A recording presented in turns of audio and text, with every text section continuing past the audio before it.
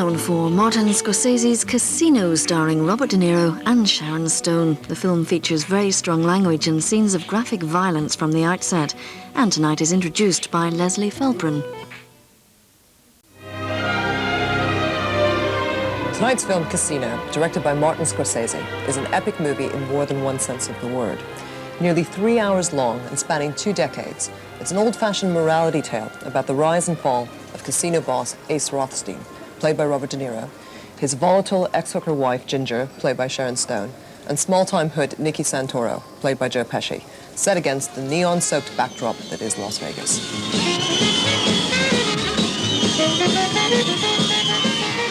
For guys like me, Las Vegas washes away your sins. It's like a morality car wash. It does for us what Lourdes does for humpbacks and cripples. Hollywood has used Vegas in countless films, unsurprising as it's only a few hours from LA. And both towns are high-risk dream factories, where myths, not least about the places themselves, are made. But Casino demythologizes America's gambling capital, portraying it less as a romantic movie cliché than as just another production line. One great big money-making machine. Make it real compared to what? In Vegas, everybody's got to watch everybody else. With so much at stake, no one can trust anyone in this greed-driven town. A point beautifully made by the sequence where we see the chain of surveillance inside the casino that introduces Sharon Stone's character, Ginger. The boxmen are watching the dealers. The floormen are watching the boxmen. The pit bosses are watching the floormen. The shift bosses are watching the pit bosses. The casino manager is watching the shift bosses. I'm watching the casino manager, and the eye in the sky is watching us all.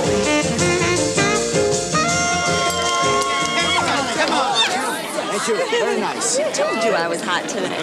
Scorsese's critics often complain that he doesn't do women very well. It's true that he rarely puts them center stage, but they're always intensely vivid characters in their own right. The drugged-out Ginger McKenna is no exception, and Stone should have won the Oscar she was nominated for. Her tart with a heart like a handful of razor blades is a real eye-opener. In the scene where she trashes De Niro's car, she's like some mad-eyed Medea on coke, a skinny hyena in a gold pantsuit. You stop it. You're drunk. You're on drugs. I am not! You're going to be sorry if you don't stop. Don't you it. The threaten whole me! neighbor... Don't you threaten me!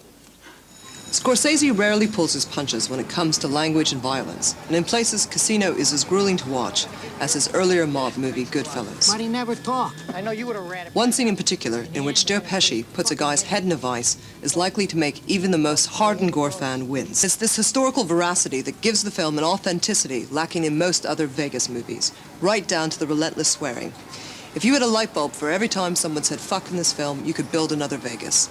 Excess is the name of the game here, and the payout is massive. After all, how can you resist a film that dares to give you a point-of-view shot of a line of coke getting sniffed up a tube? Casino is well worth gambling 3 hours of your time on, but be warned. By the end, you may feel like a roulette ball that's done a million spins on the wheel.